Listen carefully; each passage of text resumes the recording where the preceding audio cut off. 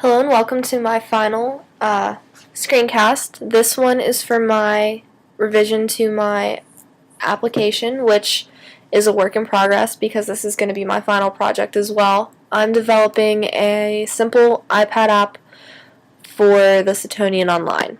So not all of these pages are live because I haven't fleshed it all out yet, but some of the major changes that I've made since my old version, I changed this so that it was actually linkable because initially it was a fake story, so I never really cared. So I found an interesting story and I added a picture, and the only issue that I had was getting rid of these arrows, which is going to be part of my next revision.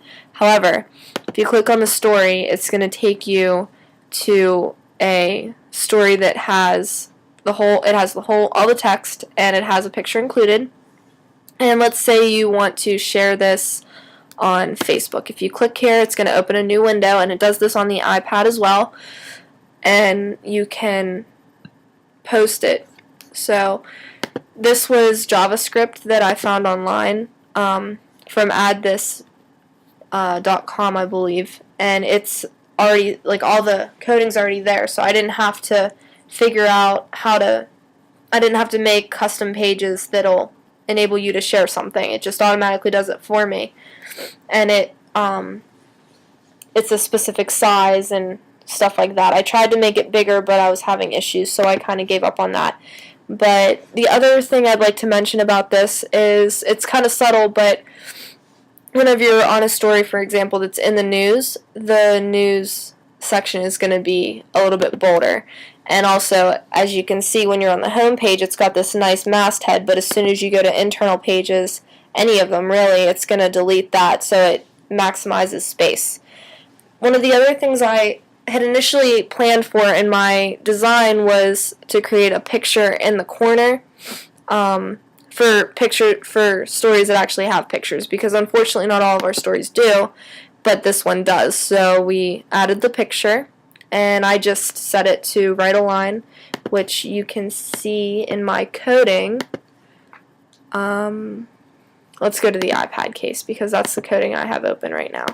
If I click on that, and also, as a reminder, all three of these are linkable, so it's not like if a student would accidentally click on this one, it's still going to take them to the page, which is why these chevrons are still showing up. So I have to find a way to fix that issue, but I'll worry about that later.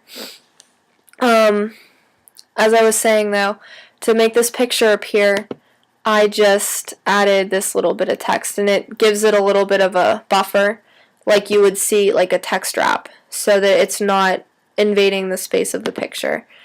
The only other thing that I also added was, in the news, you can, like that picture right there, so I just added it.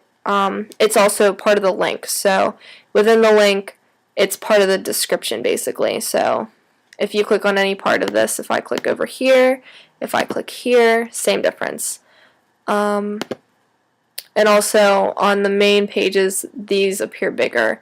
Unfortunately, whenever you're using the iPad, these don't highlight because it's not set up that way, but that's okay.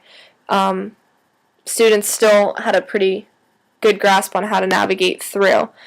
So right now, the only three pages that I really have live are News, A&E, and Home, and it has this. In my revision, I might take this off and only put it on pages where there are actual stories.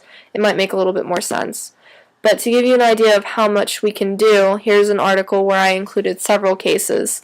So you can, we can just align them to the right or the left depending on how many pictures we include in the story. And I guess that's about it for my revision. And I also, you can't see this on the iPad, or on here, but one of the issues that I was having was whenever you rotated the screen, it was like too big, like it would stretch all the way out to here, so there'd be a lot of black space in here. So now it maximizes the space. It's still not accurate whenever it's on the iPhone or on a small mobile device, but that's something that I can worry about in the upcoming month. Stay tuned for my final screencast for when my final project's done. Thanks, guys.